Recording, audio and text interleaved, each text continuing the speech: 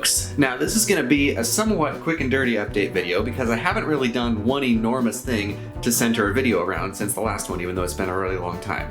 The exception, of course, being the Ramsey 5000 train controller, which I already made a video about. I have, however, done a bunch of little incremental things, so I'm going to cover all of those in one update video, and then hopefully the next one will be either the turntable finally working or starting on scenery. It is currently sort of working. I did wire it up, and I can make it rotate in one direction.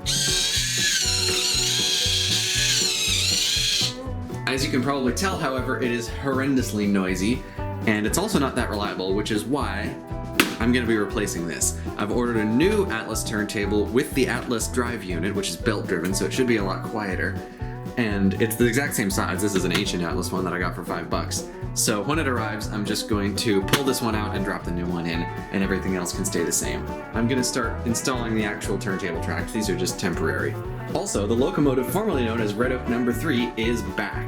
This is my Spectrum 10-wheeler, which has a lot of miles on it, and it is in, I won't say the best shape that a Spectrum 10-wheeler has ever been in. I did touch it up cosmetically. It was looking pretty rough before. So it does run, now it's actually running better than normal right now. It has some issues with slow speed performance. It has a tendency to sort of judder into motion, which actually my much newer Bachmann 10-wheeler also does, and so do two brand new ones that I tested at the shop. It's a bit odd.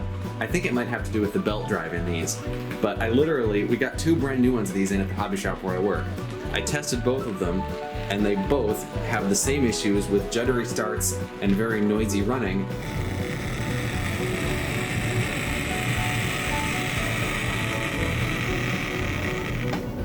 Weirdly, the one I had as a kid, I remember running perfectly smooth and quiet, so I don't know what happened there. Maybe the Spectrum ones really were better, and this one is only weird because it's so old, but, well, I'll figure it out. Honestly, it's still not terrible. It's still not the noisiest engine in the world. It's still reasonably smooth at most speeds. It's just annoying that it's not as smooth or quiet as most of my other engines are. I actually have a bit of a conundrum about the lettering on this thing. As you can see, I've re-lettered it Westport Shelter Cove No. 13. I've kept the Cannonball nickname left over from Red Oak. But I'm wondering about something, because I got a used Canadian Pacific diesel, and I like it enough that I'm thinking about keeping the Canadian Pacific paint scheme and not re-lettering it. That led me to wonder, what if not every engine on the Westport Shelter Cove has to be lettered for it? I am probably going to still repaint this Canadian National diesel, but I'm wondering if this could go back to Red Oak No. 3, because I kind of had a whole backstory for it there, and I sort of knew it as Red Oak No. 3, and it doesn't quite feel right to have it be just a different number, a different railroad, but the same engine. So I am starting to think about just having this be like an homage to the Red Oak Railway, putting it back in its old paint scheme, and maybe doing that for real with decals this time, just instead of these little stick-on labels that I'm using. Anyway, while we're at it, I can demonstrate the use of the turntable with this engine, so let's run it onto the turntable. I have wired up the actual turntable deck, so we can run trains onto it and off of it. Slow down a bit. And I have overshot the mark quite a bit. Still getting used to the momentum controls on this thing that I built. There it goes. And again, with the momentum, I've now overshot the mark. It takes some getting used to run trains with momentum, but it's realistic. Alright. Let's try this again. On the turntable, if we turn this around.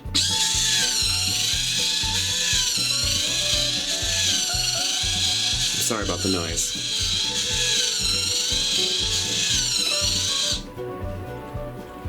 We can run it off, and it is now facing the opposite direction. And I'm going to stop it right over here in front of the station, which leads me very neatly onto the next thing. I am trying to teach myself how to weather building kits. I found this ancient station, and I did a bit of practice on it. I used a black paint wash, just watered down paint with some alcohol to break the surface tension. Used that to try and fill in the shadows a bit, and then I used some dry brushing white to do the highlights. I think I went way too heavy on it. It ended up looking a bit more dilapidated than I had intended. On the other side, I did the black wash, dry brushing, and then another black wash over the top of that, so the black ended up a bit more emphasized and the white a bit less. And I'm not sure if I like that better or not. I think I might need to use washes with sort of more muted colors than black and white to get the effect that I'm looking for. and dry brushing. This is sort of my first foray into any kind of weathering at all. So all things considered, I'm not unhappy with it. Once again, leading very neatly into something, speaking of paint, I got some earth-colored paint and a very cheapo bag of brushes from Michael's, and I'm finally going to start painting the base layer of scenery on this. It's not all going to stay flat. I am going to get some Sculptamold and try to make some sort of rolling hills in a few places. I want a little bit of a cutting over there, and I'm going to fill in the edge here. Oh, doy, I almost forgot to mention this. I cut out where the harbor is going to be. This is going to be the water. I'm going to try to create the illusion of depth with paint and stuff. It's not actually going to have very much depth. There's going to be rocks along here, and I'm going to have a little bit of a seawall here, and I'm still deciding what to put right here. There's really not very much room to work with, so I'm not going to put anything elaborate there. Oh, and one final thing, which you may have noticed in the last video and this one, is that the lighting looks a little bit different. That's because I'm sort of in the middle of revamping the whole lighting system for this room. Now, before, I had a very warm LED light bulb on the ceiling, and that was it. It was in like a light fixture. I have removed the light fixture, and I have put a much brighter floodlight bulb up there, which is a much cooler color temperature, and I actually think it's a little bit too bluish. So I'm gonna order some light bulbs. I'm gonna hang them, I think 3 of them, over the actual layout, so that'll look a little bit better. I found a video, which I'll put a link to in the description, that pretty much shows how to do that. And there is gonna be some new rolling stock coming around the holiday season. There's the Canadian Pacific diesel engine that I mentioned. I'm also getting some new passenger cars. I'm getting some Rivarossi 60-foot passenger cars, a little bit bigger than these. These are nice because they're kind of more of a almost Old West 1890s style, but I want some more modern ones that I can make a longer train and pull with a bigger engine. And also, I'm thinking about having the color scheme of the Westport Shelter Cove be sort of 2 separate ones. Like, I'm gonna do maroon for this. Oh, doy, I almost forgot. You probably noticed this in the last video. I've made some detail changes to number 8. I painted the cab maroon. I just did that with a brush and mixed the color. The other interesting part, the domes, actually sort of came about by accident.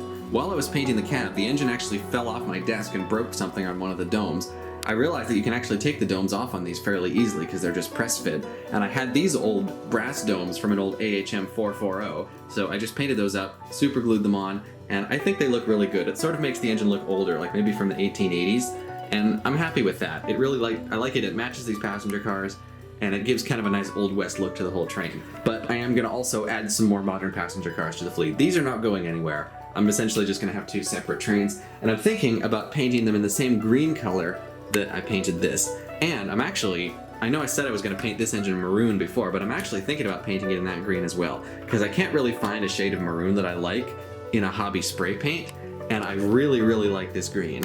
So I think maybe I'm just going to say that in universe, the Westport and Shelter Cove used a maroon paint scheme like in the 1800s and early 1900s. They switched to green sometime in the 40s or 50s, and they're now running historic equipment in both color schemes. Anyway, I know I'm rambling a lot. This is a very disorganized video, and I'm sort of covering a lot of stuff in a very short time. But that's basically what's been going on with the layout. Further updates will happen, hopefully less than like a month and a half from now. I only made this because it's been a really long time since the last update video. But anyway, thank you for watching, folks. Thank you for enduring my somewhat less organized than usual video. I'm gonna maybe start painting this, possibly even today. So hopefully that'll look different the next time you see it. And thanks for watching.